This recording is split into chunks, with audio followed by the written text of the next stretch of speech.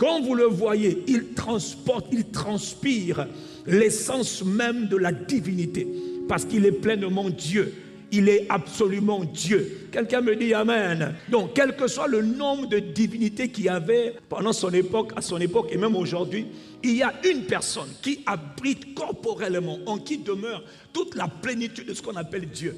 Le Père demeure dans le Fils, l'Esprit demeure dans le Fils et lui-même il est Dieu. Il concentre absolument tout ce qu'on peut appeler Dieu. Il est au-dessus de tout. Il est écrit dans Colossiens 1.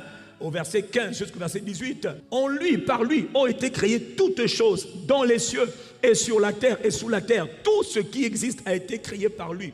Toutes choses existent, merci. En lui ont été créées toutes les choses qui sont dans les cieux et sur la terre. Les choses visibles, les choses invisibles, les trônes, les dignités, les principautés, les puissances ou encore les dominations, les autorités. Toutes choses ont été créées par lui et pour lui.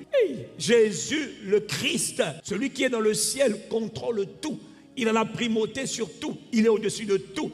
Tout veut dire tout. Quand on dit tout, ça veut dire tout. Qu'est-ce qu'il y a dans tout? C'est tout. Il dit, il est avant toutes choses. Et toutes choses subsistent par lui. C'est lui qui fait vivre toutes choses. S'il dit que cette chose ne vit plus, elle ne vivra plus. Dans tout là, il y a tout. Toute chose veut dire tout. Toute chose veut dire quoi? Tout. Il est au-dessus de tout. Il est le Christ. Et c'est lui que nous avons reçu. Il ne manifeste pas encore comme il devrait, mais c'est lui que nous avons reçu. Donc déjà, tu dois être conscient que c'est ce que tu as reçu. Celui que tu as reçu, voilà pourquoi on dit que celui qui est en vous est plus grand. Celui qui est dans le monde.